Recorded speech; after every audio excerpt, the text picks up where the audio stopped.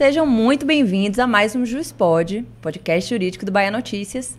Eu sou Karina Calista, estou aqui ladeada pelo meu amigo Matheus Bisset. Já retornei, né? No último não pude vir, mas já estou aqui, firme e forte, mais uma vez aqui com um episódio de sucesso hoje, hein, Karina? Muito bom tê-lo de volta, meu amigo. E hoje um episódio muito importante, com uma figura ilustríssima, assim, referência tanto em âmbito de promotoria quanto em âmbito de poder judiciário, tanto local, estadual quanto nacional. Nacional, com certeza. Um nome que eu estava ansiosa para receber aqui no JuizPod. Enriquece ainda mais o nosso JuizPod. Com certeza. Hoje vamos receber, vou fazer as honras de Por favor, claro. Por favor, o desembargador do Tribunal de Justiça e conselheiro do CNJ, desembargador José Edivaldo Rotondano. Desembargador, seja muito bem-vindo ao JuizPod. Eu vou ler rapidamente um resumo do seu currículo, que é muito extenso.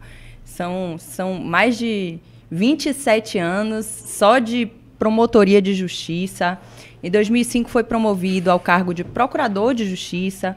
Em 2012 alçou o cargo de desembargador do Tribunal de Justiça do Estado da Bahia pela vaga do 5º Constitucional. Já foi vice-presidente do TRE da Bahia, presidente do TRE da Bahia, corregedor eleitoral, corregedor-geral da Justiça do Tribunal de Justiça da Bahia no biênio de 2022 e 2024, presidente do Fórum Fundiário Nacional das Corregedorias Gerais dos Tribunais de Justiça em 2022, empossado no cargo de presidente do Colégio Permanente de Corregedores Gerais dos Tribunais de Justiça do Brasil em 2023 e, em fevereiro de 2024, tomou posse como conselheiro do CNJ para o biênio de 2024-2026. Desembargador, que honra recebê-lo. Seja muitíssimo bem-vindo ao JuizPod. Não, primeiro eu que me sinto extremamente honrado por estar na presença de vocês, você, Karina, e você, Matheus, que são referência na advocacia e os ouvintes do nosso JuizPod, as pessoas que nos acompanham, as pessoas que estão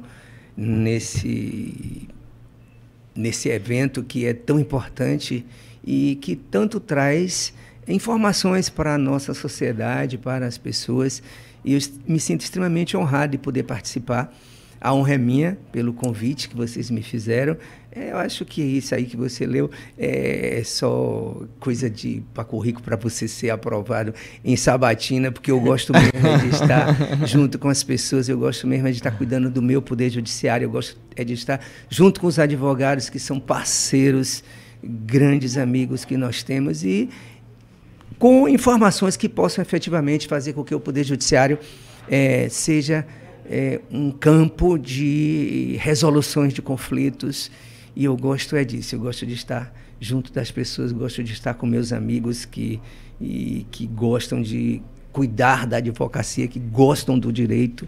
E cuidar de gente, eu acho que é sempre uma oportunidade, e isso eu tenho em mente, e por isso aqui é bom estar com vocês, não tenho a menor dúvida disso. Não, muito obrigada, eu que agradeço essa oportunidade. A honra é toda nossa. Nossa, com certeza. Eu vou começar porque o senhor tem uma história no sistema de justiça, tanto na promotoria quanto no Poder Judiciário, como desembargador do Tribunal de Justiça, agora no CNJ, em âmbito nacional.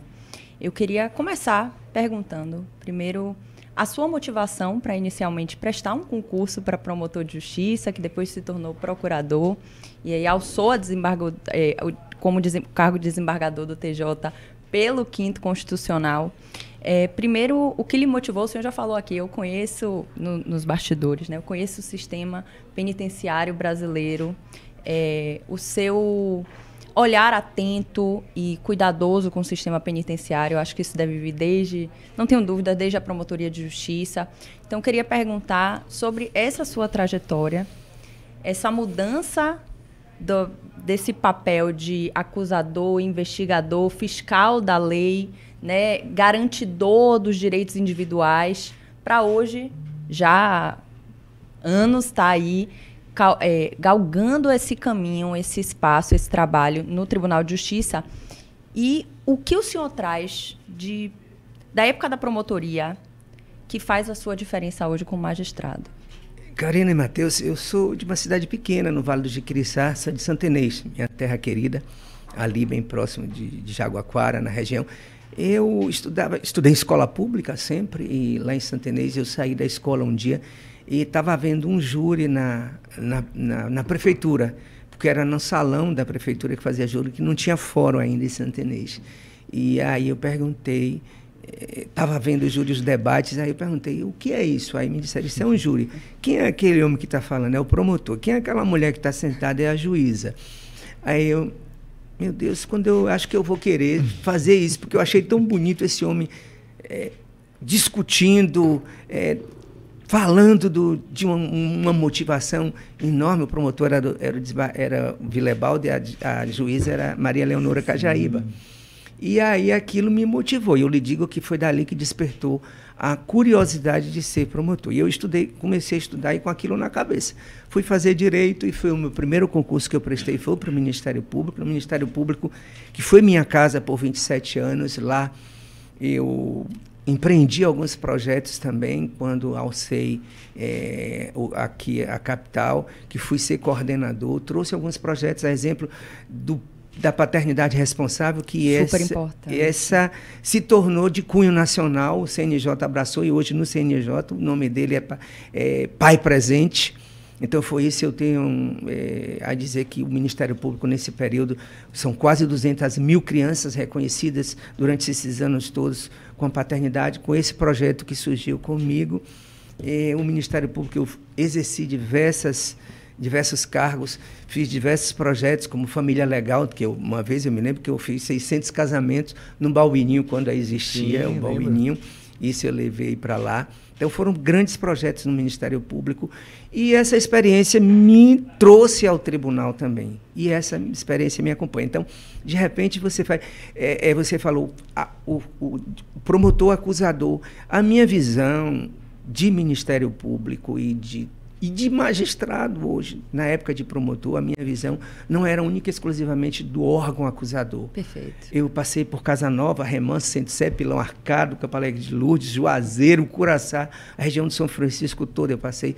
Depois fui para São Francisco do Conde, onde já também fazia projetos com a infância e a adolescência. Então, eu sempre pensei, eu tive sempre em mente que você prevenir, que você cuidar, que você orientar, vale mais do que você acusar na realidade. Perfeito. Então, a minha visão de órgão do Ministério Público não era unicamente de acusador, que para mim não foi difícil sair dessa visão que eu tinha quando alcei ao tribunal, por conta disso, de que eu já tratava com a comunidade, eu já tratava com as pessoas, de que promotor não era o órgão exclusivamente que existia para condenar as pessoas, fazer com que as pessoas fossem condenadas, sustentar libelo. Não, eu já pensava de modo diferente. Isso eu fiz em Casa Nova, todos os lugares por onde passei, sempre tive muito respeito pela instituição grandiosa que é, e foi fácil. Eu me desvencilhei, como eu lhe disse, por conta da experiência que eu tinha. Então, saí de acusador e fui ser julgador, não tive dificuldade. Confesso a você que no primeiro ano eu ainda tive ainda estava imbuído daquele sentimento, porque às vezes o colegiado lhe leva a você refletir, a você pensar de uma forma diferente. Então eu trazia uma decisão minha que eu achava que estava corretíssima e efetivamente estava dentro do meu pensamento, mas o colegiado modificava. Então, aquele impacto primeiro, confesso que meu sofrimento foi isso, de não estar acostumado com o colegiado e achava que a minha decisão estava certa e que deveria permanecer. Então, talvez essa tenha sido a única dificuldade que eu senti quando ingressei na magistratura. Mas eu sempre achei que as duas funções eram importantes, e quando você abraça uma, eu deixei de ser. No dia que eu deixei de ser Ministério Público, eu passei efetivamente a ser magistrado. Daquele dia, eu vesti a camisa da magistratura e esqueci que eu era Ministério Público. Então, esse também, por isso, não achei muito difícil você fazer essa transição, essa separação. Perfeito. Desembargador, já que o senhor mencionou aqui, né, desses dois projetos sociais que são fantásticos, que nós conhecemos, né, a paternidade responsável, a família legal, E também o nosso público, além de ser jurídico, mas também temos públicos, né, leigos da área jurídica. E é importante, de repente, até falar um pouquinho, queria que você falasse um pouquinho desses 2 projetos, que são sucesso, conhecimento aqui da gente, sim, mas que, de repente, quem está aí nos assistindo ainda não conhece desse projeto. Então, queria que você explicasse um pouquinho como é que foi, o que é o projeto Paternidade Responsável, Família Legal, desenvolvidos por você na época lá. O impacto que isso gera até hoje na sociedade, né? Que agora é o pai presente, âmbito nacional. Eu digo que outro dia eu estava aqui, quando eu fui fazer regularização fundiária no bairro da Paz, e aí chegou um rapaz e me abraçou e fez assim: desembargador, eu tinha vontade de lhe dar um abraço. Eu digo: por quê? Porque o senhor fez meu pai me registrar. Então, assim, até hoje eu ainda tenho isso. Então, Família Legal, existia uma lei, 8.560, e essa lei estava a lei, assim, geralmente você tem lei que são esquecidas, né? Então, aquela lei, a lei 8.560 de 92, ela diz que o indivíduo, a pessoa que não tem, o juiz, o cartório ficaria obrigado a encaminhar ao juiz toda e qualquer informação acerca de criança que fosse registrada que não tivesse a paternidade declarada. Então, isso se formava um processo, o juiz mandava notificar para que o pai pudesse vir. Então, 90% das situações não eram exitosas.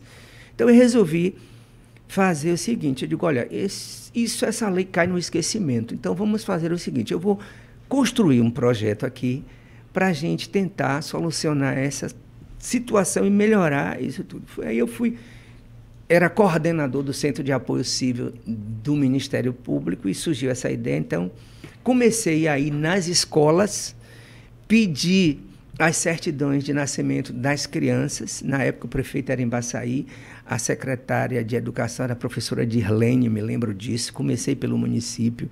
Então, eu comecei a ir para as escolas. E lá, com uma equipe, 2 promotores comigo, 4 ou 5 servidores, a gente começava a preparar uma semana antes para nós sabermos onde estavam as pessoas, quem era o suposto pai. Então, cada vez que chegava de cada escola, nós íamos lá. Então, preparávamos uma notificação. Isso eu conversei com a juíza de registro público, conversei com todas as equipes do judiciário, do juízes de família, e os juízes todos, por sinal, adoravam, porque era uma carga a menos no Poder Judiciário, não é? E aí todo mundo adorou. Então, já os juízes, mesmo recebendo, já encaminhavam para o Ministério Público. Mas eu me adiantei nesse sentido, de buscar nas escolas essas informações, e foram, na época, parece que 12 ou 10 mil, parece que me mandaram. E em cada semana, cada mês, nós íamos na escola. Lá nós notificávamos o suposto pai, ele aparecia. Quando ele assumia a paternidade, ali mesmo, naquele instante, era lavrado um termo de reconhecimento de paternidade, e nós pegávamos um gancho no Código de Processo Civil que dizia que o termo firmado entre o Ministério Público e a Defensoria Pública, ele tem valor de título executivo. E aí os cartórios, e conversei com os juízes de registro público se a gente poderia utilizar aquele termo sem a necessidade de passar pelo judiciário para que fosse o registro efetivado. Todos concordaram. Então, chamei os cartórios de registro civil da capital, fizemos reuniões, e aí foi quando nós dissemos que existia essa possibilidade. Sim. Todos concordaram. Então, no momento em que um pai chegava e reconhecia a paternidade, imediatamente era levado ao cartório o termo de reconhecimento de paternidade, e o registro era alterado, colocado o nome do pai, sem qualquer burocracia. E isso permaneceu e permanece até hoje nesse sentido. Então, foi uma forma de facilitar, de ajudar. E, como eu disse, hoje são mais de 200 mil crianças que têm essa paternidade responsável, ou melhor, a paternidade reconhecida. O Família Legal. Por que eu criei o Família Legal? O INSS, na época, eu chegava, as mulheres e as pessoas iam conversar comigo, porque precisavam fazer uma audiência de justificação para a comprovação de uma relação conjugal, porque morria um companheiro, precisava de uma comprovação para poder ter direito a uma pensão, a qualquer benefício que fosse. E aí exigia comprovante de residência, conta conjunta, tipo dependente de cartão de crédito. Olha, as pessoas que são as pessoas mais necessitadas, as pessoas mais vulneráveis, essas pessoas não vão pensar nisso, imaginar que eu tenha que fazer um contrato de locação colocando a mim e uma companheira ou um companheiro, não tem que eu vou fazer um cartão de crédito, depende, porque isso vai servir de prova no futuro para isso. Eu digo, olha, desculpe interromper, desembargador, mas na realidade brasileira, né? Tanto em relação à questão do reconhecimento familiar, como conjugal, quanto perfeito. Em relação a filhos. Exatamente. Então tem que ter esse olhar atento, como o senhor fez, olhando inclusive para as regras que já estão postas no jogo, para leis que já existem e que poderiam ser aplicadas para resolver soluções concretas. Às vezes caem no esquecimento, e então a gente tem que reacender isso e mostrar. Então, era uma queixa diária dessas pessoas. Eu digo, olha, sabe qual é o melhor? Vamos casar essas pessoas? E aí resolvi fazer esse projeto Família Legal, casamento gratuito. E aí a gente pedia ao juiz de registro público a gratuidade. Eu preparava um processo enorme com os documentos de todo mundo. Então eu mandava um processo inteiro. Eu escolhia um cartório, porque o oficial do registro civil abraçava a causa e os juízes de família que realizariam esses casamentos. Então, já teve, como eu disse, e que nós realizamos 600 casamentos no Balbininho de uma vez só, numa tarde. Numa tarde, 600 casamentos. Então, esse projeto continua por um tempo. Então, foi basicamente por isso que eu criei o projeto Família Legal, porque a certidão de casamento, então, espancava qualquer dúvida sobre a necessidade que você tinha de comprovar para saber que você faz jus a um benefício que um companheiro ou uma companheira tinha e que você tinha que continuar recebendo. Então, foi basicamente por isso que nós instituímos esses projetos e diversos outros órgãos também fazem. E também fiz casamento coletivo no sistema prisional. Agora, na Corregedoria, criei esse projeto também. Bacana. Fala um pouquinho dele também, fiquei curioso agora. No sistema penitenciário, eu fui corregedor aqui há 2 anos, foi em 2022 a 2024. Encerrei no dia 31 de janeiro de 2024, assumi dia 1º de fevereiro o Conselho Nacional de Justiça. Nesse período, eu tenho em mente que a ressocialização é algo que é imprescindível para que nós possamos tirar essas pessoas do sistema prisional, fazer com que elas possam amanhã serem recebidas como um cidadão normal, terem os seus direitos respeitados. E eu ouvi no sistema prisional muitas pessoas que tinham companheiros, companheiras dentro do próprio sistema prisional e também fora. E eu digo, olha, também a gente precisa ajudar essas pessoas. E aí também criei dentro do sistema prisional um projeto, Amor Fonte Inesgotável. Não estou me lembrando agora o nome desse, eu posso lhe dizer depois. E aí fizemos, eu fazia casamento, inclusive com direito a tudo, bolo, festa de casamento, vestido de noiva, tudo isso, presa com presa, preso com preso, já casamos pessoas do mesmo sexo e levei em algumas penitenciárias. E estou devendo, inclusive, todo dia o secretário me cobra, o secretário de administração penitenciária, em Conquista que está marcado, mas eu não tive pauta ainda para ir, mas é basicamente isso.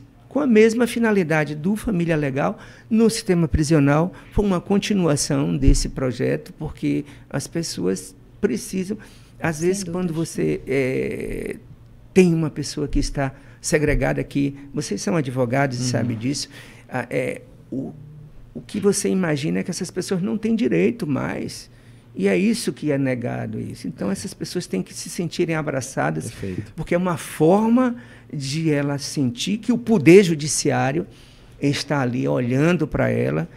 E se uma coisa que eu gosto na minha vida é de tirar pessoas da invisibilidade. Perfeito. Eu gosto de ajudar pessoas que necessitam efetivamente, que gostam de serem abraçadas, e os meus projetos são voltados a isso. Eu pretendo, sou candidato a presidente do meu tribunal, todo mundo sabe disso, né? Isso. E se eleito for se meus pares me permitirem, continuarei com os projetos que eu tinha, tanto no Ministério Público, que eu levei para o Judiciário, quanto o que eu tinha na Corregedoria e os que eu levei para o Conselho Nacional de Justiça e outros que eu aprendi no Conselho Nacional de Justiça e a minha visão de Conselho Nacional de Justiça hoje é extremamente diferente do que eu tinha há 10 anos, quando eu entrei na magistratura, porque o Conselho Nacional de Justiça é uma fonte, é um poço, é um celeiro de políticas judiciais voltadas para beneficiar a coletividade. Sim. Eu não tenho a menor dúvida disso. E nessa macrovisão que o CNJ me deu hoje, eu estou preparado para continuar com esses mesmos projetos, independente de ser eleito ou não, mas projetos que do Poder Judiciário voltado para as pessoas carentes, para as pessoas necessidades, para a melhoria do sistema de justiça. Então, é basicamente isso que eu desejo e quero e gosto. E cada projeto, a regularização fundiária que eu fiz, que nunca teve, eu realizei um sonho na minha vida de criança, que foi começar a regularização dos alagados. E foi o primeiro, foi a primeira favela do Brasil, que era dos palafitas antigamente, o alagado era considerado uma favela. Né? Então, foi a primeira comunidade oriunda de favela que teve no Brasil o início da regularização fundiária na Bahia.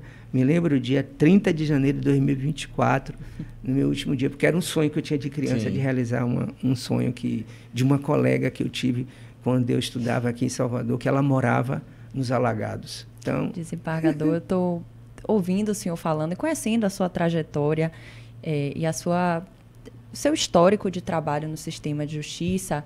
É muito notável uma preocupação social, uma preocupação Perfeito. Com o que o senhor chamou com os invisibilizados, né? Inclusive, esses projetos que o senhor acabou capitaneando e até hoje fica liderando e não só aqui em âmbito estadual, mas levando também ao CNJ, como o senhor falou, da paternidade responsável, que hoje é o pai presente, família legal, o Mentes Literárias, que o senhor faz com essa preocupação justamente voltando os olhos a esses invisibilizados que estão no sistema penitenciário. Até para trazer ao nosso público, o senhor estava dizendo do casamento, né, de pessoas que estão presas, que inclusive tem bolo, tem uma cerimônia. As pessoas estão acostumadas a achar que ali estão segregados da sociedade, pessoas que não são cidadãos, mas são pessoas que são cidadãos que estão temporariamente segregados, cumprindo uma pena, seja ela justa, legal ou não, porque tem pessoas inocentes também que são presas, embora muitos não sejam. Mas essas pessoas se espera que um dia retornem à sociedade. E o que é que nós esperamos nesse retorno? Pessoas ressocializadas. Então, eu queria que o senhor comentasse esse projeto Mentes Literárias, que o senhor iniciou aqui na Bahia. E levou ao CNJ, né, que é justamente uma forma de trabalhar o que hoje já é reconhecido pelo STF como sistema de coisas inconstitucional. O sistema penitenciário brasileiro hoje é reconhecido pelo STF, que é um sistema de coisas exatamente inconstitucional.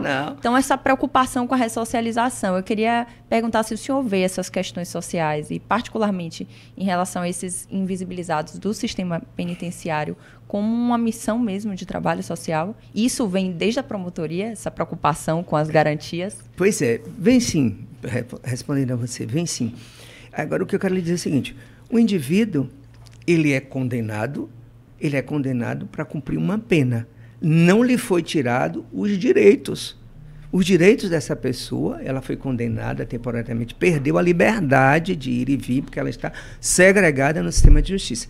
Mas os direitos do cidadão, ele é cidadão como eu, como você, como todos nós, e ele não tem que ter desrespeito dos seus direitos. Os direitos deles têm que ser reconhecidos, e é isso que eu digo. Ele tem direito à educação, ao lazer no sistema prisional, tem direito a uma pasta de dente, a uma água para tomar um banho, a um moda que essas mulheres, né? Exatamente. Tudo isso tem. Então, a premissa que se tem é que esse indivíduo, ele não serve, né?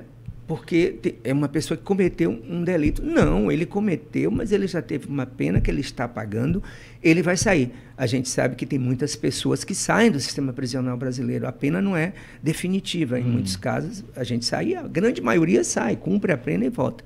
Esse indivíduo fica lá. Ele teve, como você mesmo disse, o sistema prisional brasileiro é eivado de coisa inconstitucional. E isso não sou eu que estou dizendo. O Supremo Tribunal Federal, na DPF 347, disse, olha, o país tem uma violação massiva dos direitos das pessoas privadas de liberdade, precisamos fazer algo para que isso melhore e minore.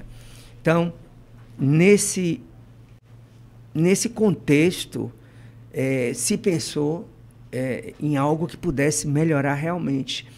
E foi criado um plano chamado Pena Justa, e que eu participei da elaboração desse plano no país, como conselheiro do Conselho Nacional de Justiça e supervisor do sistema carcerário brasileiro.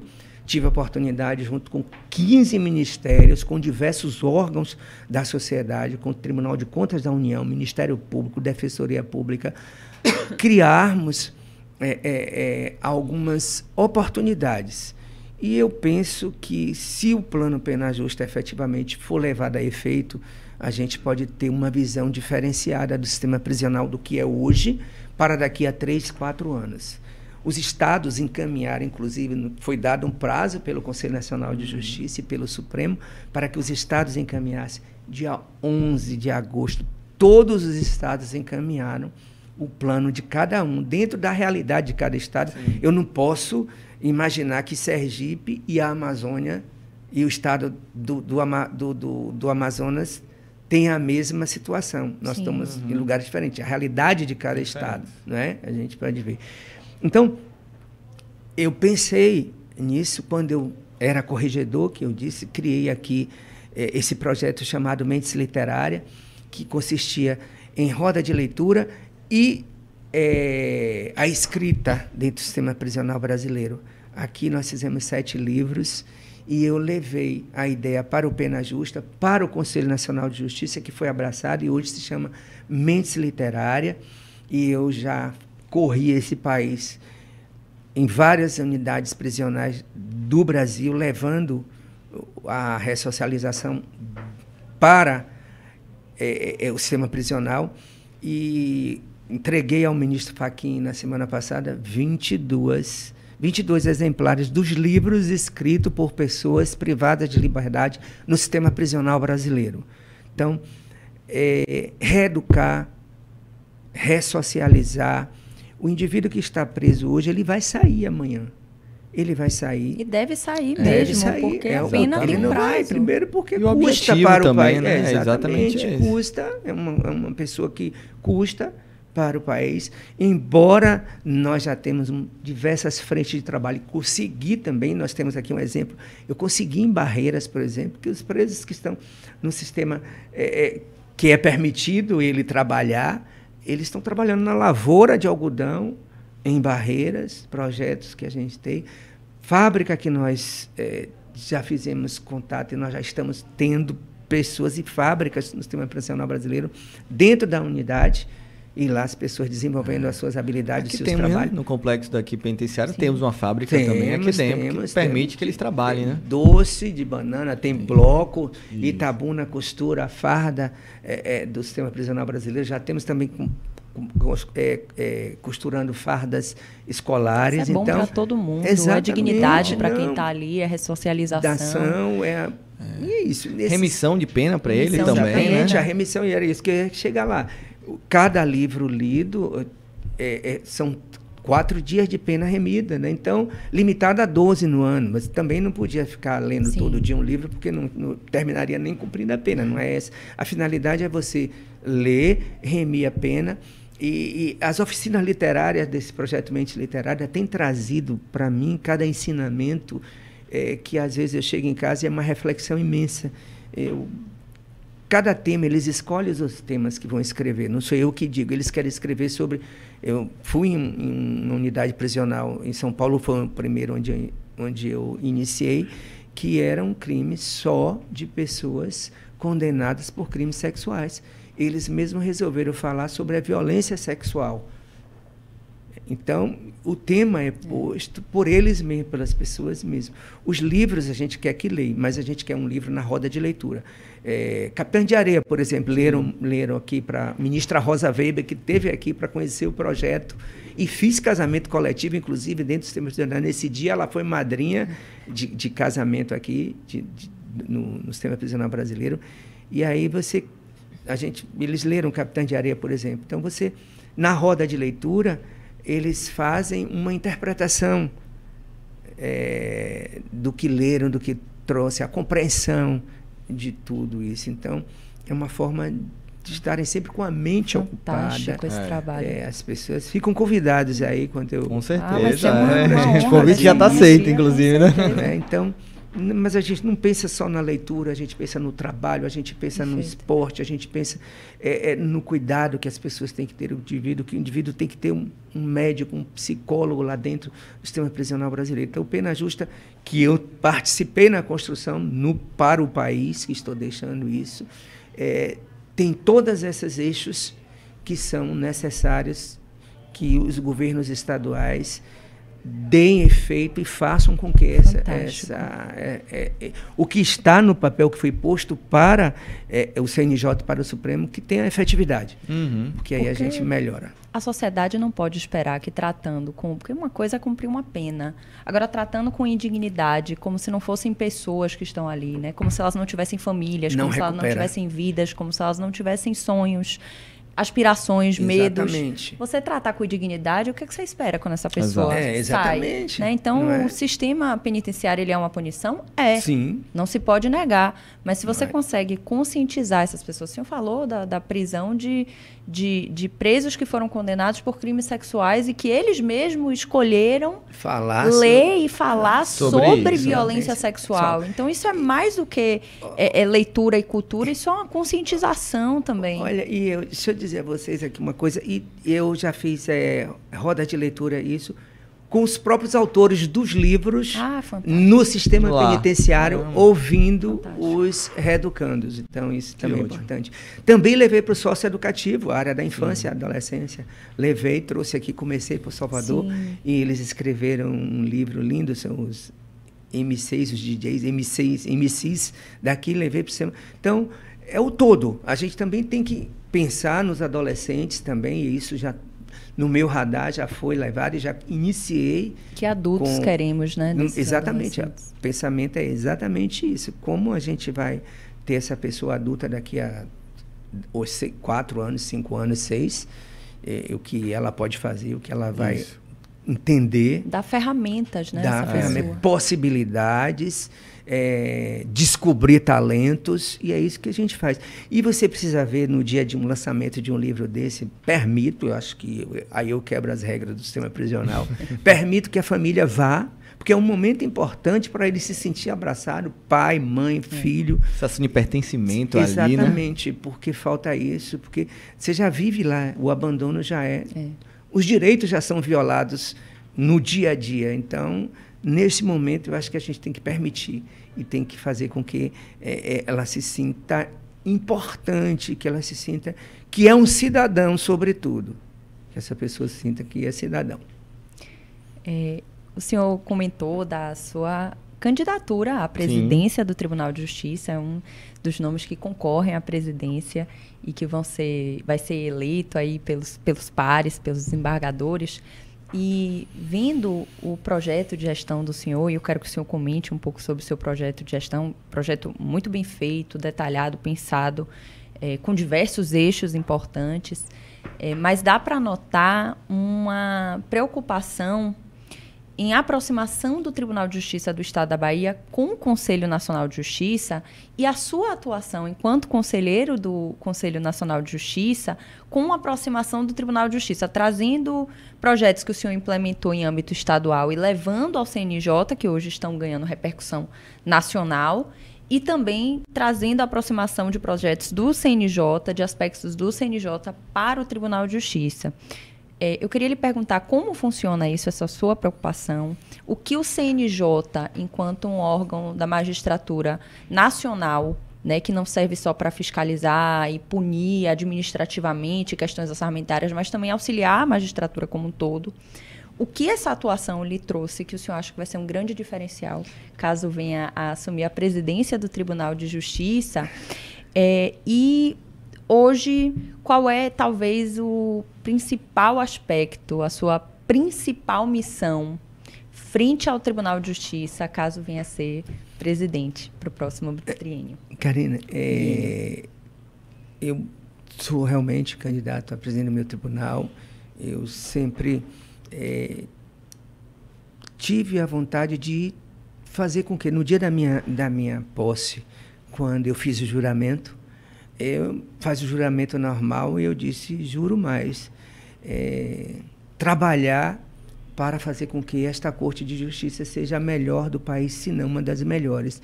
Então, a minha preocupação com o Poder Judiciário é um Poder Judiciário humanizado, é um Poder Judiciário próximo da sociedade, é um Poder Judiciário que atenda os anseios da população, especialmente as pessoas mais carentes, e essa é a minha preocupação, manter a dignidade do Poder Judiciário.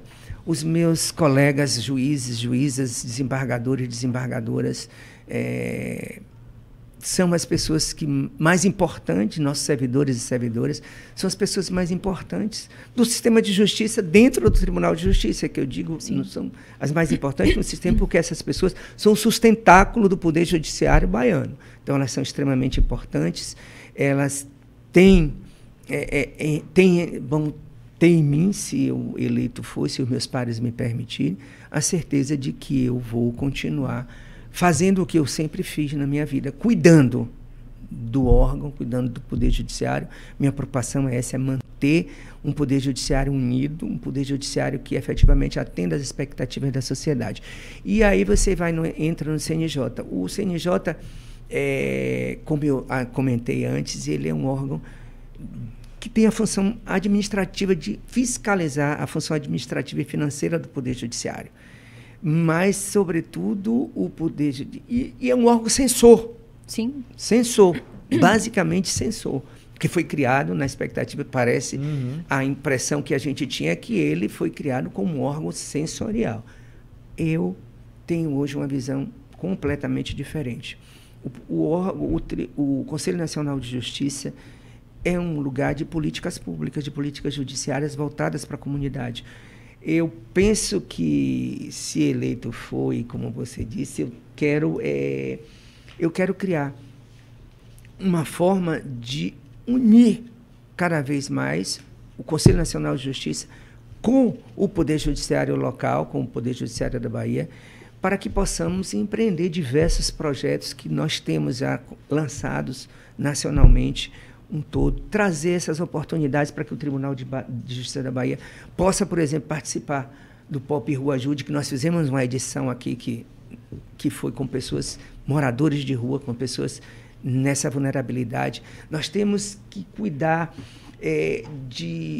do Mais Júri. Eu estou feliz porque o ministro Fachin, inclusive, chega aqui segunda-feira, não sei se vocês estão sabendo, porque nós temos o Tribunal de Justiça da Bahia, foi o tribunal número 1 em número de júris marcados para o mês de novembro, e já são quase 1.600, 1.700 júris realizados este ano.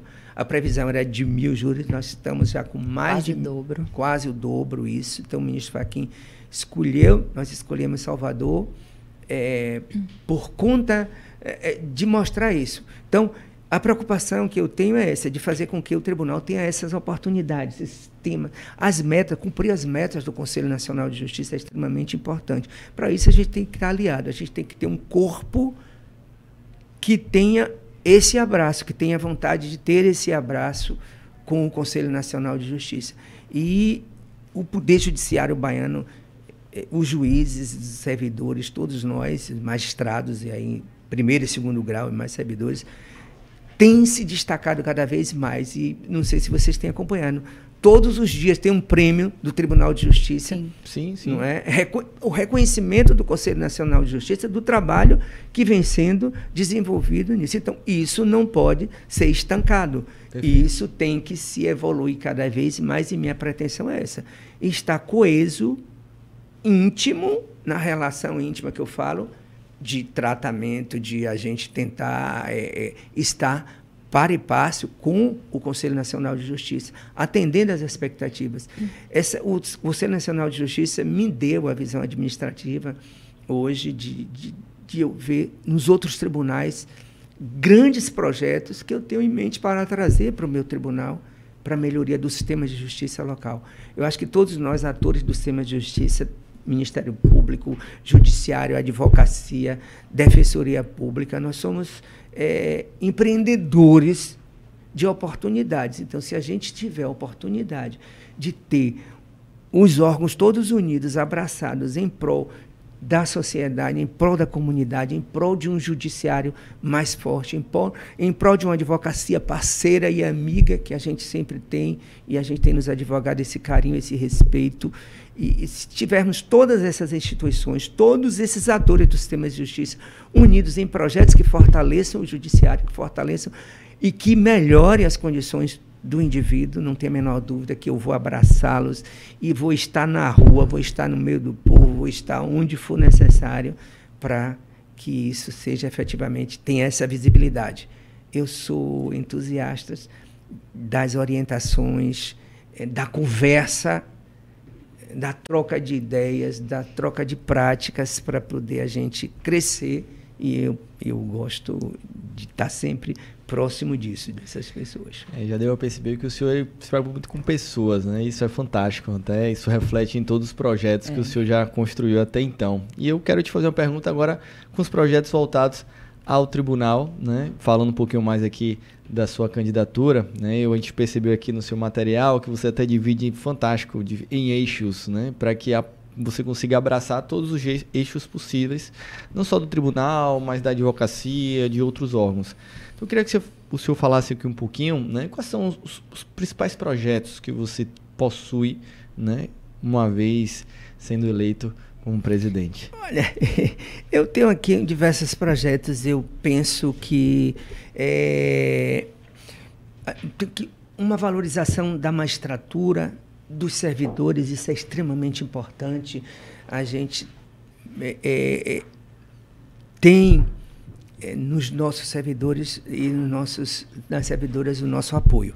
As garantias constitucionais da magistratura que nós temos, os ganhos que nós temos, nós precisamos efetivamente fazer com que isso exista.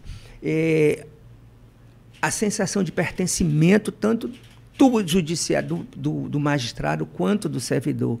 Isso é importante, ter o reconhecimento pelo trabalho empreendido, pela forma como que essas pessoas praticam os seus atos, que são todos positivos e que... Se sentirem motivadas. Isso. A sensação de pertencimento motivada. É muito importante. É importante. E isso reflete no trabalho, né? Reflete e se engrandece uma instituição, porque certeza. Quando você tem um corpo de pessoas que apoiam, que trabalham com prazer e que são remuneradas condignamente, essas pessoas, todos nós ganhamos.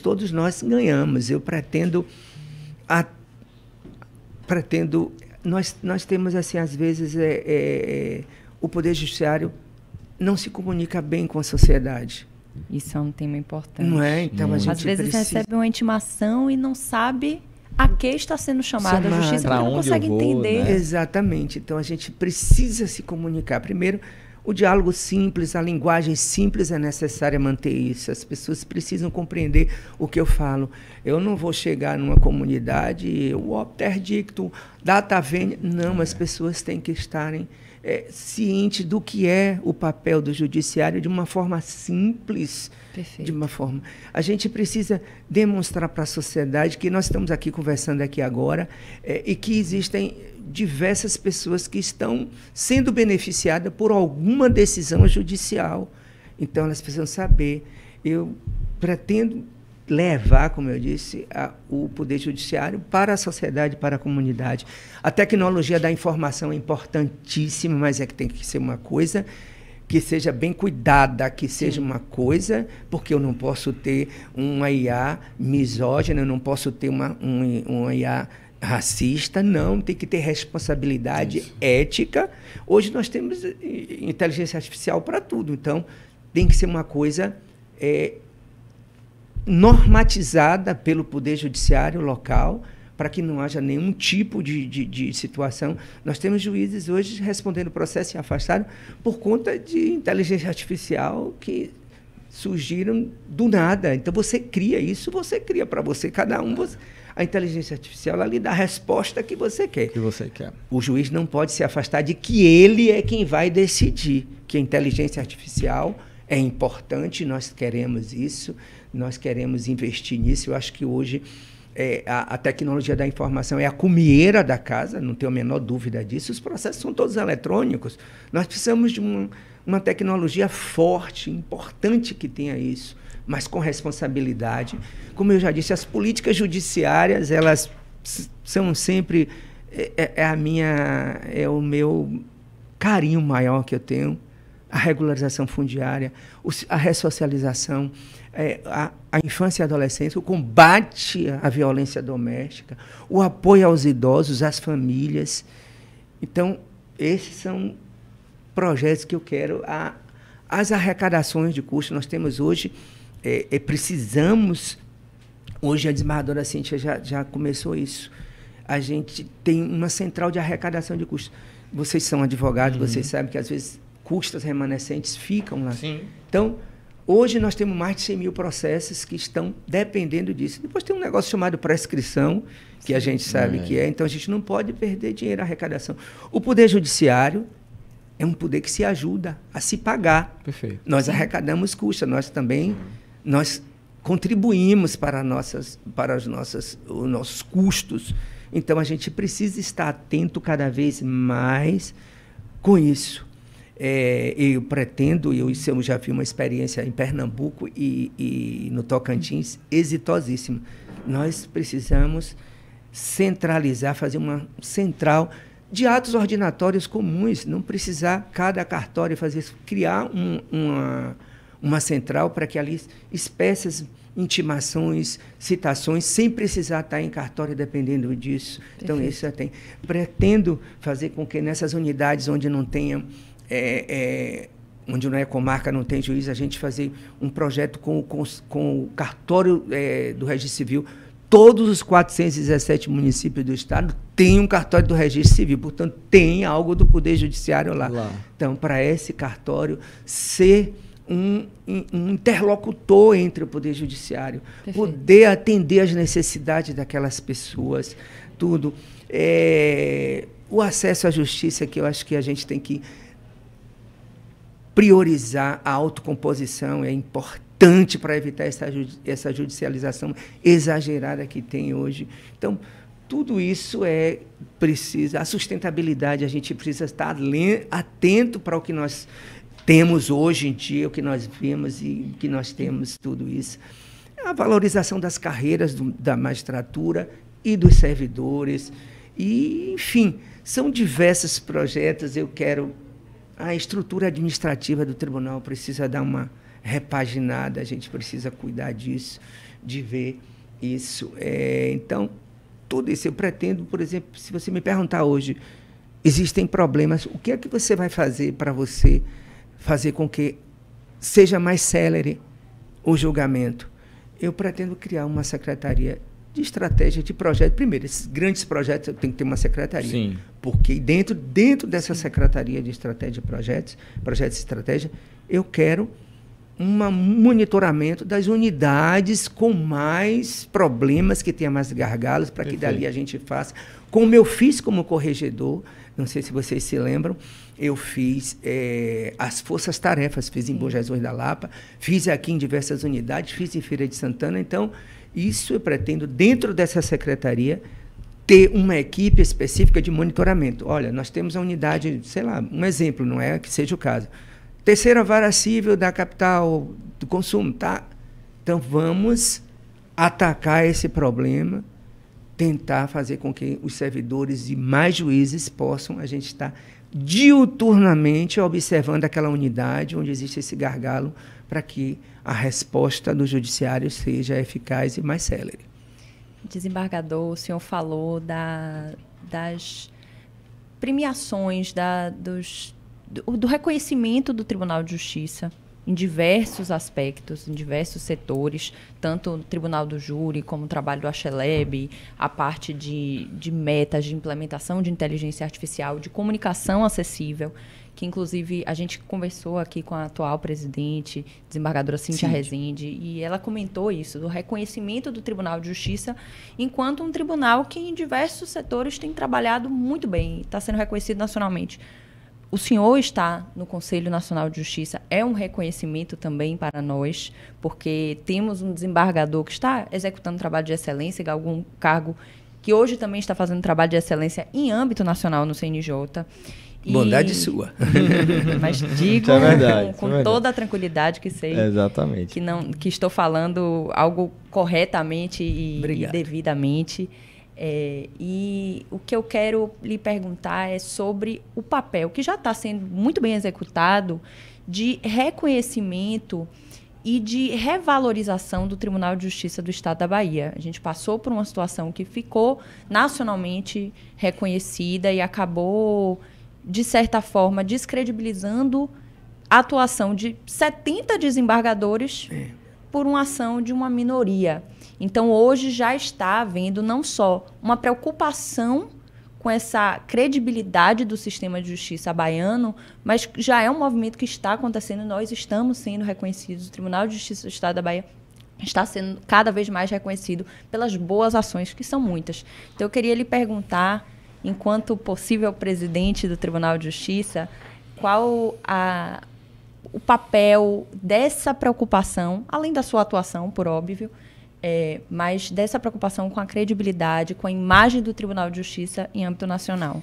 Pois é, como você bem falou, às vezes tão poucas pessoas transformam um órgão em algo que fica manchado. Então, acho que esse momento já passou, isso já aconteceu, essas pessoas, o que não foi correto, essas pessoas foram extirpadas da magistratura, nós já não temos mais isso. Mas hoje eu lhe digo o seguinte: estar no Conselho Nacional de Justiça é valoroso, é importante. Eu lhe agradeço o carinho de vocês pelas palavras generosas e que me fazem estar cada vez mais feliz.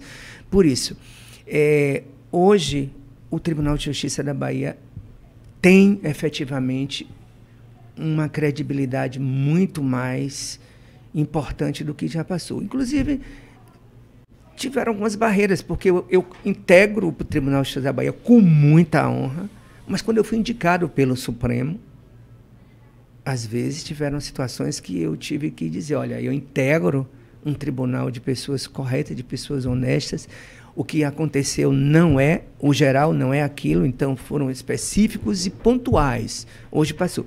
Eu lhe digo que hoje, dentro do Conselho Nacional de Justiça, qualquer coisa que tenha com relação ao Tribunal de Justiça da Bahia, eu sou consultado, mas não para interferir em decisões absolutamente nada, mas para dizer, Rotondano, existe isso. Isso aqui, por exemplo, a juíza Karina, que está aqui, é sobre a juíza Karina. A juíza Karina, como é? É uma juíza correta, é uma juíza honesta, é uma juíza trabalhadora. Ministro, isso aqui eu acho que é insurgência inadequada. Então, sempre estou sendo consultado. E uma prova maior da aproximação do Tribunal de Justiça da Bahia com o Conselho Nacional de Justiça. E você sabe que a Corregedoria Nacional só vem ao Tribunal de Justiça da Bahia fazer correção. O ano passado nós sofremos 2 correções, em abril e em julho.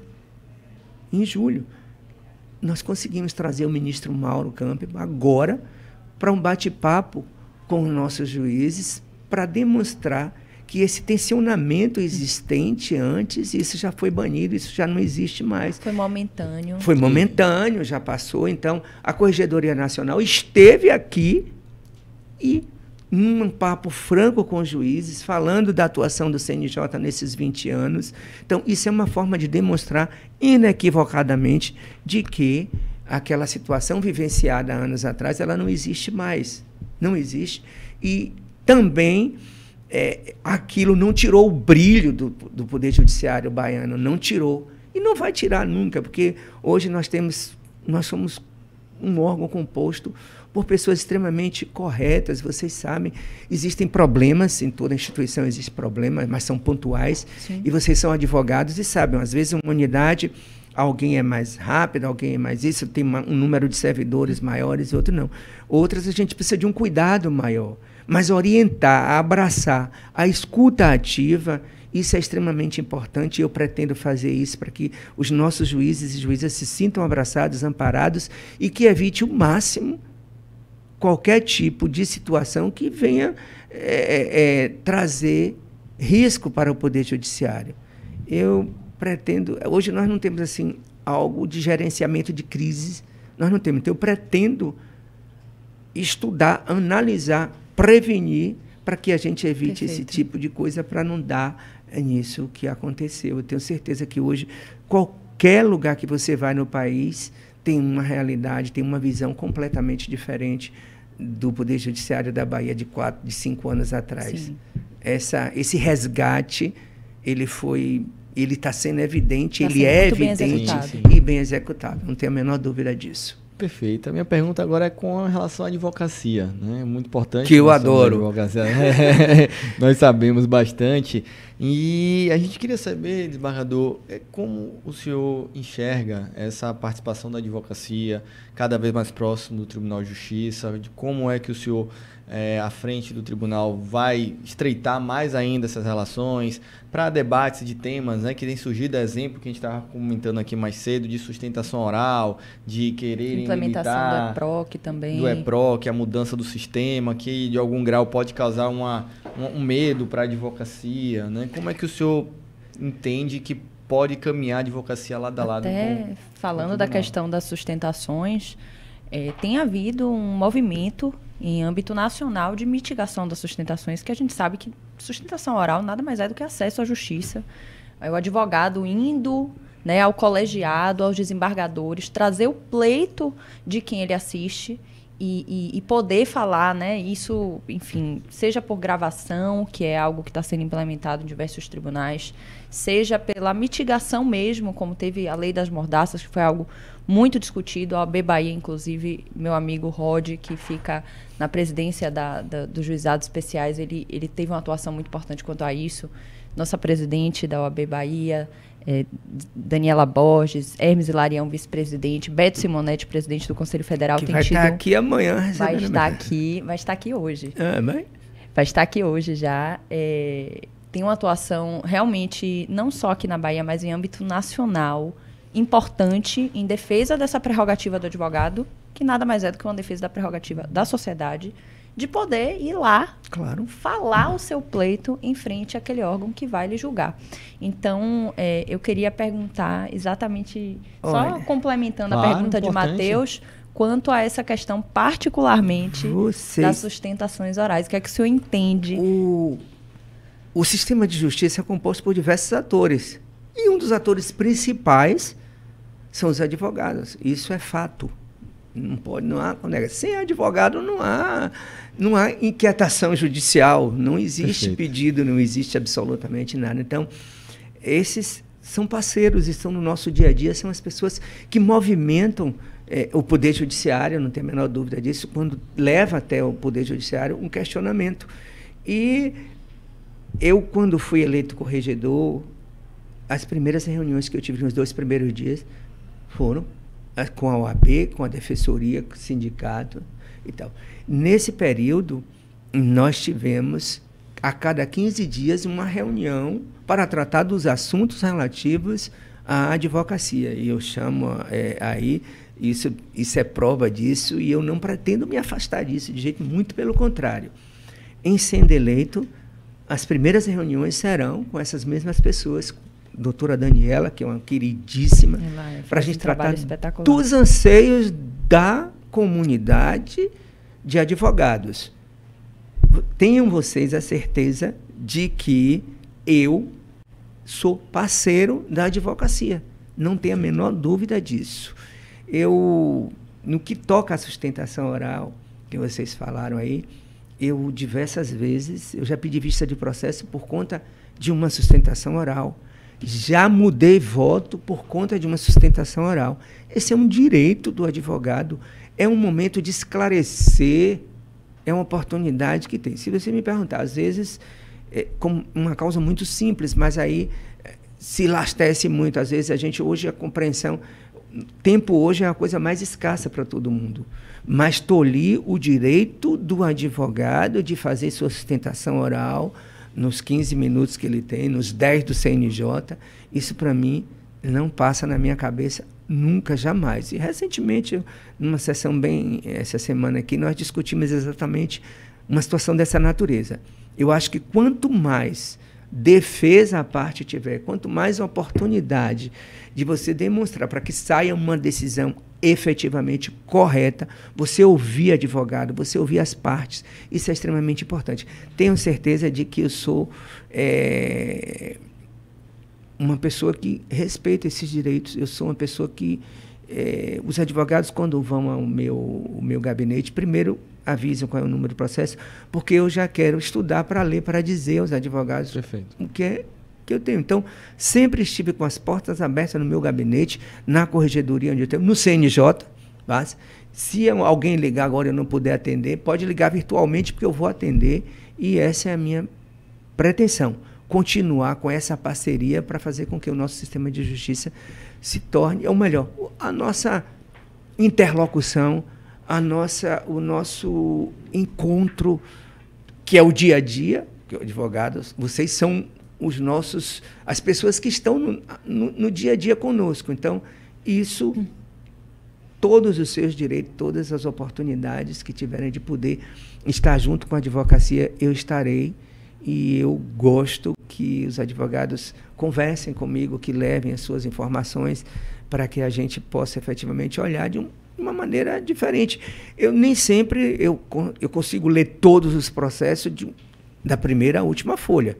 Nem sempre. Mas, às vezes, o advogado tem um detalhe que me passou despercebido e que realmente me leva a mudar. Então, esse momento que a advocacia tem de conversar com a corte, né, de levar esse esclarecimento, isso deve ser prestigiado, observado e consagrado. Não tenho a menor dúvida disso.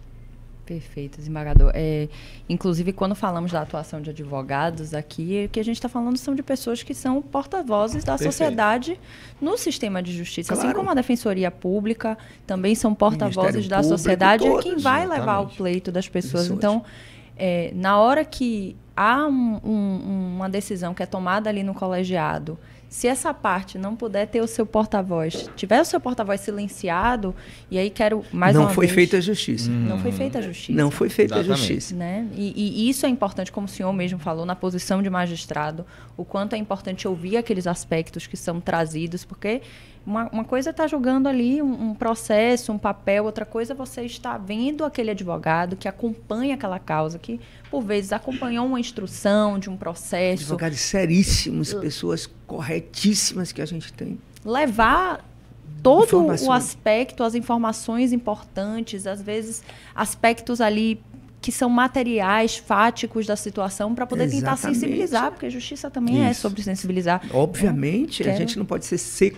tão seco quanto a lei, a gente não pode. Às vezes você tem que ter um pouco de flexibilidade e ver essa parte sensível, né? O direito é isso. Está se julgando a vida das pessoas. Então, quero uma vez mais parabenizar aqui a atuação da OAB Bahia, meu amigo Rod Macedo, que tem feito um trabalho fantástico na luta contra a resolução das mordaças, nos juizados especiais, nossa presidente, Daniela Borges, vice-presidente Hermes Hilarião, e Beto Simonetti, que é o presidente do Conselho Federal, que vai estar aqui hoje, que tem realmente feito um trabalho importante. Tanto o TRT teve uma resolução suspensa que mitigava. A gente tem atuação nos juizados, teve a resolução recentemente, o CNJ, inclusive suspendeu, que previa a resolução 591 de 2024, que previa como regra em todos os tribunais a apresentação de sustentações em vídeo ou gravado. Isso é uma mitigação de acesso à justiça grave e que foi suspenso graças ao trabalho da OAB. Claro. E CNJ é parceira também, viu? Isso é fundamental. E tem a representação lá, né? São 3, praticamente. Né? E o que eu quero lhe perguntar é exatamente sobre representação, desembargador. O senhor veio ao Tribunal de Justiça pelo 5º Constitucional, uma previsão ali de cadeiras que vão ser ocupadas por membros do Ministério Público ou da advocacia, naturalmente com um histórico profissional ilibado, reconhecido, com um tempo mínimo também de atuação. E o senhor veio a partir do 5º Constitucional, enquanto membro do Ministério Público. Nós temos também 5º Constitucional para advogados. E o que eu quero lhe perguntar é sobre a importância do 5º Constitucional nesses 2 aspectos, né? Nessa representação de advogados e membros do Ministério Público que vieram de origem e que hoje estão no cargo de magistrado a partir desse 5º. São, na verdade, um verdadeiro equilíbrio, não tenho a menor dúvida disso. Eu acho que o legislador constitucional foi muito sábio nisso. A visão do magistrado, olha, você vê, eu vim do 5º, eu tenho uma visão do 5º do Ministério Público, eu tenho uma visão de determinado assunto. O magistrado, por si só, já tem a sua visão específica. O advogado, ele já tem uma outra visão completamente diferente do Ministério Público e do magistrado. Então, para mim, eu considero como um verdadeiro equilíbrio, como uma força de trabalho. As pessoas que eu conheço do 5º Constitucional, que compõem o tribunal e que compõem os outros tribunais de justiça, eu acho que a advocacia é sábia. Ela encaminha para o tribunal o que tem de melhor. Isso eu não tenho a menor dúvida disso. Então, eu quero continuar acreditando que o que nós temos e os que irão para o tribunal serão sempre a nata da advocacia. São pessoas extremamente comprometidas, são homens e mulheres que honram e dignificam a magistratura, são pessoas de um conhecimento vastíssimo, porque não esteve só na área criminal. Nós temos diversos desembargadores que foram do eleitoral, do civil, do crime. Então, isso é um peso muito grande para a magistratura, no sentido de contribuição, no sentido de trazer elementos importantes, com a visão de como advogado foi. Então, eu continuo achando que isso deva perpetuar-se para sempre, porque é um ponto de equilíbrio, não tenho a menor dúvida disso, com a visão de que foi advogado, de que esteve do outro lado do balcão pedindo. Então, isso é importante para a gente, e isso me traz uma paz, uma tranquilidade, quando eu vejo que a Ordem dos Advogados da Bahia, da Seção Bahia, encaminha para o tribunal as pessoas mais qualificadas, mais honestas, pessoas corretas. A advocacia é composta de gente muito boa, de gente correta, de advogados novos, advogados velhos. Eu tenho esses meninos novos, eu nem sento para conversar com eles, porque eles me tiram do sério, porque os meninos estão preparados, e eu digo, meu Deus, eu preciso estudar isso. Então, eu acredito nessa advocacia, eu acredito nesse 5º Constitucional formado por essas pessoas corretas e libadas, são pessoas de um trato fino, de uma maneira ótima, de que as portas abertas para receber tanto os advogados, colegas, como o povo de um modo geral. Então, esses profissionais, eu acho que é um acerto da Constituição, a manutenção disso em todos os tribunais. É um equilíbrio, é uma força que a gente tem de compensação da visão única que se tem de magistrado. Então, eu permaneço extremamente fiel a esse pensamento de que os advogados fazem a diferença no 5º Constitucional, nos tribunais, não tenho a menor dúvida. É muito importante quando a gente fala em órgão colegiado, né? Que tem que ter essa multiplicidade de visões e de... Exatamente. De histórias de vida mesmo, que vão... A gente fala em magistrado imparcial, o magistrado tem que ser imparcial, mas ele não é neutro, ele tem uma história, ele tem uma constituição enquanto pessoa, e isso reverbera naturalmente. Né? Então, essa pluralidade ela é fundamental num órgão colegiado. Eu, recentemente, numa sessão de julgamento do TRE Bahia, o procurador regional eleitoral, Dr. Sami, ele foi homenageado, porque concluiu agora o biênio dele, e ele comentou que enquanto procurador, ele nunca pensou na magistratura, mas depois de conhecer como é a tomada de decisão de um colegiado no TRE, ele já achou fantástico. E isso é muito bacana, né? Você ter... E lá o TRE também tem essa pluralidade. Inclusive, falando de TRE, quero lhe perguntar sobre a sua atuação, desembargador no TRE. O senhor teve vários projetos importantes, tanto à frente da vice-presidência como da presidência do TRE. Bom, o senhor fez aí o recadastramento biométrico na Bahia, acho que 80% ou foi 90% das pessoas, dos eleitores foram recadastrados sobre esse projeto. O senhor tem uma preocupação também com o eleitor cidadão e o político cidadão. Era isso que eu queria lhe perguntar, sobre essa preocupação com o eleitor e com o político, dessa conscientização do sistema eleitoral. Pois é. Realmente,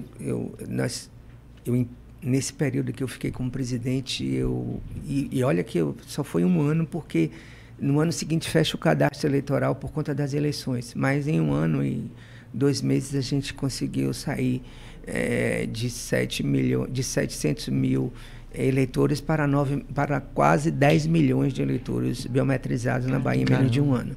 Então, isso foi importante. Salvador tinha 36 anos que não tinha uma revisão eleitoral. É muito importante. E com essa preocupação eu sempre tive, como eu lhe digo, assim, eu sou um cara preocupado com o futuro. Então eu criei um projeto chamado Eleitor do Futuro e Político do Futuro. E o Eleitor do Futuro, a gente eu levava a cada dia. Outra coisa, que eu tornei, e isso eu também pretendo levar no Tribunal de Justiça, eu fiz um Tribunal Regional Eleitoral itinerante.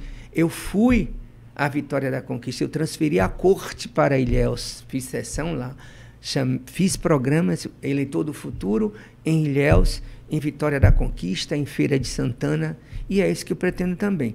Esse projeto itinerante para demonstrar à comunidade como funciona o tribunal, Perfeito. O que é o tribunal, o que é o judiciário. Então, isso aí também foi. Então, o Eleitor do Futuro era exatamente isso. A gente fazia uma série de palestras para conscientizar essas pessoas que amanhã decidem o futuro do país em termos eleitorais e que poderão também ser políticos, Exato, e ser, candidatos obviamente, também, candidatos, né? Então haviam diversos debates e ali era uma forma de demonstrar a importância do seu voto, a importância de ser cidadão, como é que tem. E o Político do Futuro, com o ministro Fux, que esteve aqui, nós fizemos também Eleitor do Futuro e Político do Futuro. E, na ocasião, a gente preocupado também em demonstrar às pessoas como que é um processo eleitoral, o que é ser ético na política, o que é você ser cidadão, a preocupação que você deve ter com a sua cidade, com a sua comunidade. E o ministro Fux passou aqui 3 dias. Aí nós fizemos um Político do Futuro, que foi exatamente isso. Eleger nas escolas, levamos as escolas lá para o ICEA, lá no Barbalho, naquela ocasião. Fizemos 2 dias de projeto, um do cidadão e outro no outro dia, só de Político do Futuro. E nós elegemos uma governadora, uma menina que foi governadora, um prefeito mirim e uma presidente da Câmara mirim. Inclusive a governadora, o ministro, na época era o governador Rui Costa, eu fui, nós fizemos um café da manhã e nesse dia ela viajou com o governador, foi despachar, assinou ordem de serviço em Camaçari. Mudou a vida dela, né? Literalmente. Literalmente. Então, o prefeito também esteve na prefeitura fazendo, o presidente da Câmara também esteve e nas zonas eleitorais também era da mesma forma. Ele tinha um prefeito e um mirim e um presidente da Câmara mirim. Para que eles tenham noção não só do que é político, mas saber o dia a dia, como administrar. É certo que um dia só não dá para fazer, mas pelo menos aquilo fica marcado e amanhã, quando essa pessoa... É uma semente que se Uma semente que se plantou e mostra a importância e o cuidado que deve ter. Perfeito. Qual é o seu futuro? Se você fosse um governador, qual seria a sua plataforma? O que você gostaria de cuidar? É mais do que fazer promessa na TV, tem um trabalho por trás. Mostrar um trabalho, uma preocupação. Então, esses projetos também foram aí essas sementes que eu deixei plantadas lá no TRE. Fantástico, desembargador. Eu vou fazer uma última pergunta, teria muitas mais, mas eu sei que o Passa tempo rápido, do senhor né? é escasso, o senhor tem vários compromissos e lhe agradeço, inclusive, por conseguir esse tempo para estar conversando conosco. Um prazer imenso. Prazer todo papo, nosso. na realidade. Primeiro pela leveza de vocês, isso, Ave Maria, jovens, lindos, cada um mais importante que o outro, com uma vida construída só na dignidade. Parabéns a vocês. Muito Obrigado, obrigada, muito obrigada. Vocês. Ficamos honrados. Muita. Mas a pergunta que eu quero lhe fazer é, foi promotoria de justiça, foi procurador, hoje é desembargador do Tribunal de Justiça, já foi vice-presidente do TRE, presidente do TRE, conselheiro do CNJ, supervisor do Departamento Nacional do Sistema Prisional Brasileiro, presidente da Comissão Nacional de Soluções Fundiárias. O que eu quero lhe perguntar é, o que é que falta? É a presidência do Tribunal de Justiça? E, além disso, qual é o legado que o senhor quer deixar? Olha, não é o meu projeto de vida, evidentemente, mas eu acho que todo mundo que faz algum trabalho quer demonstrar que pode fazer algo mais. Então, se os meus colegas me permitirem, eu quero ser, sim, presidente do meu tribunal. E depois a minha carreira, e agora eu vou pensar em me aposentar e cuidar de mim. O que eu me dedico com vontade, com prazer, porque eu faço, porque eu gosto. E eu quero que cada vez mais eu tenha inspiração para cuidar. E para ter... Eu sou muito inquieto, isso é fato, eu sou muito inquieto. Mas o que me falta realmente para agora é presidir o meu tribunal e a minha vida jurídica, a minha carreira se encerrar após, não digo que no mesmo mês, mas uma vez eu eleito presidente do meu tribunal, cumprido com honradez, demonstrado a possibilidade que eu tenho de criar dos meus projetos, a coisa eu vou pensar em cuidar da minha vida. Então, me falta ser presidente efetivamente, e o legado que eu quero deixar, eu quero dizer que eu passei pelo judiciário e que eu deixei algo que pudesse ser efetivamente uma forma de construir um poder judiciário melhor, um poder judiciário mais célere, um poder judiciário que está próximo da sociedade, um poder judiciário que tira a gente da invisibilidade, como eu disse, que cuida de pessoas vulnerabilizadas. A ideia de que nós deixamos de estarmos dentro dos nossos gabinetes encastelados e estamos junto com o povo, com a sociedade, cuidando de gente. Eu quero que o Poder Judiciário tenha o respeito que ele merece, isso eu quero ter, a transparência necessária para isso, a forma de administrar, de cuidar, de relacionar com a sociedade, com os órgãos, com os atores do sistema de justiça. Então, eu quero que fique essa marca assim. Eu tenho para mim que quanto mais você tem pensamentos bons, mais isso resulta em legados que você deixa. Então, a semente que se planta, eu quero estar fazendo uma regularização fundiária, eu quero estar fazendo com que as pessoas busquem o Poder Judiciário como se fosse a última instância, a última forma de ver isso. Eu queria mesmo cuidar de tudo. Por exemplo, essa semana nós temos uma situação histórica que remonta até o nascimento do Brasil, que são as questões fundiárias no sul da Bahia. Sim. Então, eu tenho feito acordos, eu fiz um acordo com a Itaipu Binacional, onde a União aportou 242 milhões de reais para o povo Avá-Guarani, e ainda saiu ontem um pedido de desculpas ao povo indígena pela omissão que foi feita, que nesse tempo todo eu conheço as pessoas de 40 e tantos anos. Isso. Nós temos uma situação histórica no sul da Bahia. Na semana que vem, a Comissão de Soluções Fundiárias está lá, pelo menos ouvindo os índios pataxós, a comunidade dos povos originários, ouvindo o agronegócio, para poder ser uma forma de demonstrar, olha, o Poder Judiciário está aqui, quer se resolver o problema, nós estamos aqui para conversar. Então, esses legados eu quero.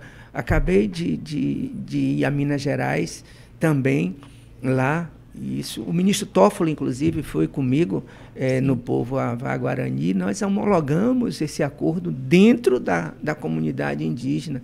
Eu fui a Minas Gerais, em outra comunidade, o juiz federal homologou o acordo que nós fizemos. A Codevasf transferiu a propriedade, comprou uma fazenda e doou a essas pessoas, 150 famílias. Eu mandei a semana passada para cuidar de uma tribo no Burareiro, em Rondônia, para cuidar, que o Supremo me pediu para olhar para esse povo. Então, é isso que eu quero, esse poder judiciário itinerante que possa estar junto das pessoas. Não é só o gabinete, não é só a administração que é importante, o todo é importante. Isso tudo é importante. Então, a minha vontade é essa, acertar. Gostaria de acertar muito, gostaria sim de dirigir meu tribunal, gostaria de estar nesse sistema de justiça conectado com todos e poder melhorar cada vez mais o judiciário e fazer com que as pessoas se sintam efetivamente amparadas. Acho que me parece que esse desejo, se eu conseguir construir pelo menos 10% disso, eu vou me sentir feliz. Uma missão muito nobre, acho que já vem sendo executada há muitos anos. Perfeito, com maestria, inclusive. Né? Eu quero parabenizá-lo pela sua trajetória, pela sua atuação hoje, frente ao Tribunal de Justiça, como desembargador, e no CNJ, dizer que é uma honra imensa recebê-lo, foi uma satisfação muito grande conversar com o senhor. Muito. As portas do Juspod estão abertas e desejar sucesso no dia 19 de novembro. Obrigado, eu é que agradeço a oportunidade de estar com vocês. Como eu disse, 2 queridos, 2 pessoas que fazem parte aqui da minha vida lá jurídica e tudo, e agora mais próximos assim, porque agora estamos realmente, literalmente próximos. Então, se sintam também abraçados. Obrigado por essa oportunidade, poder demonstrar o que você tem a fazer, o que você fez. Isso é importante na carreira de qualquer um, não tenho a menor dúvida, e não seria diferente na minha. Fico lisonjeado pelo reconhecimento, mas eu acho que eu sou servidor público, e servidor público tem que servir a sociedade. Para isso, eu tenho uma recompensa para servir. Então, a minha função é essa. Meu papel é de servidor público e de poder ajudar, sempre. Eu fico muito feliz e obrigado por vocês terem me prestigiado. Nós agradecemos. Que eu digo, é um prestígio imenso estar aqui com vocês, primeiro pelo número de ouvintes, de assistentes, de gente que vem em vocês, então isso é importante e a gente está divulgando alguma coisa, alguma meta que você tem e um canal desse, de uma credibilidade infinita, é muito mais prazeroso e bom. Ficamos muito honrados.